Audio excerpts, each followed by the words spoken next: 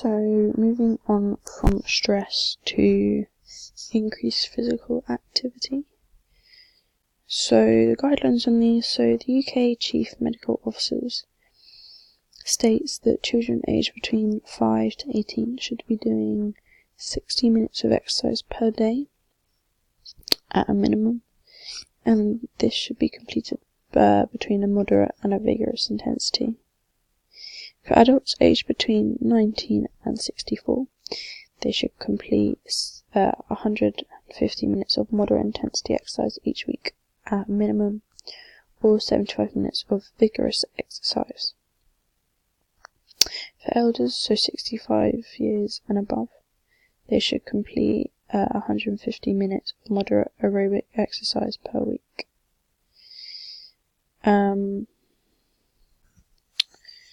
So physical benefits of exercise. So the first benefit, and potentially one of the biggest reasons people start exercising, is to control their weight. So exercise along with diet helps to control people's weight and reduces the likelihood of obesity. Exercise helps to reduce the risk of heart diseases. It also strengthens the heart muscle, which will then help increase blood flow. It strengthens the bones in growing kids, and it also strengthens the muscles, so it increases muscle mass. So mental benefits. So there is a rising rate, of people suffering from mental health problems, and exercise is one of the ways to help with a couple of problems such as depression or anxiety. Firstly, when you exercise, the body will release chemicals known as endorphins, so these trigger positive feelings throughout your body. This feeling is usually felt after the exercise has finished and is referred to as euphoric. This overall mood can help to relieve stress that a person may be feeling, which is linked closely to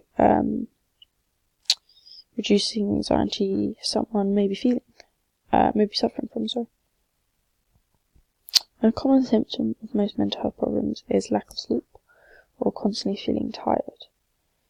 Exercise is known to help people sleep better, which will always have a positive impact on people and their mood, as well as their well-being. A study by North et al. In 1990 looked at the effects of exercise on depression, and it states that it suggests that many patients would do better if they use running rather than psychoanalysis to decrease their depression. The study then later goes on to say that running doesn't cure depression, it purely acts as a short-term solution, and uses the term it's similar to aspirin for a headache. The running used in this example is used as an antidepressant, but isn't the only thing needed to solve it. Another study that was referred to in Robinson, Segal and Smith's 2019 article on the mental health benefits of exercise states that 50 minutes of running a day or an hour of walking will reduce the risk of major depression by 26%. So obviously if physical activity has all of these benefits, then why aren't more people partaking in it? So this will be down to barriers to participation. So our first barrier could be the family. So as a young kid, their family might not have supported sports, never really encouraged it, would never take them to the games or matches. So obviously that's then hard for the kid to then grow up loving sports if their family back at home aren't encouraging it, aren't wanting their kid to thrive at it. Another one could be friends, so none of them do sport, So why should they? They don't have anyone to then go to training sessions with. And obviously, at a young age, that's quite a scary thing to do. Not so much when you get older, but definitely as a kid, going to sessions and not even having a familiar face can be quite scary. So money is another barrier. So they might not be able to travel anywhere due to this lack of money. Obviously, at certain ages, or even if certain genders. So that's the next point as well. Gender is another barrier. So there may not be any gender-specific teams near where they live. Obviously, if they don't have the money to travel these far distances, then they can't really play, essentially. Another issue about not having money is they might not be able to get the right equipment. So obviously, for certain sports, you'll need more equipment than others. So with running, you can do it with essentially just some running shoes and maybe a top and some shorts. But for other sports, maybe such as tennis, you'll need a tennis racket. You'll need tape, stuff to repair your tennis racket, specific shoes designed for the court, etc. So age is the last barrier, as obviously before a certain point you're not going to be able to travel on your own.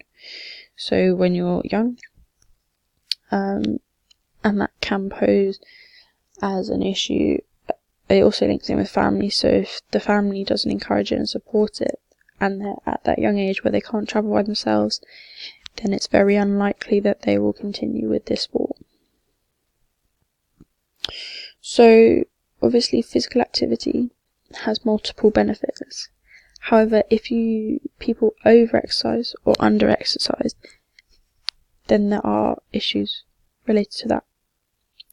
So over-exercising will delay recovery time after an event or activity. Fatigue will occur, so the body will be exhausted and it will physically need a break. There'll be a decline in performance, so the body is getting pushed too far, so it won't be able to work as effectively for longer periods of time. Poor mental health, so the body is overly stressed, which will increase the chances of poor mental health. So as stated earlier, we said that physical activity, improves sleep, or overexercising will cause sleeplessness. There will also be pain or aching in the muscles, so obviously the muscles are being overworked and overused, so they're going to start causing pain, and this could lead to injuries, as well, to joint problems. So if somebody's doing too many weight exercises or activities too often, then this will cause injuries in the joints. So obviously under-exercising, so this could lead to obesity, depending on their diet. But if they are eating more calories than they're burning off, then this will lead to an increase in weight, which could then lead to obesity. And with obesity comes an increased risk of diabetes, as well as risks of heart diseases.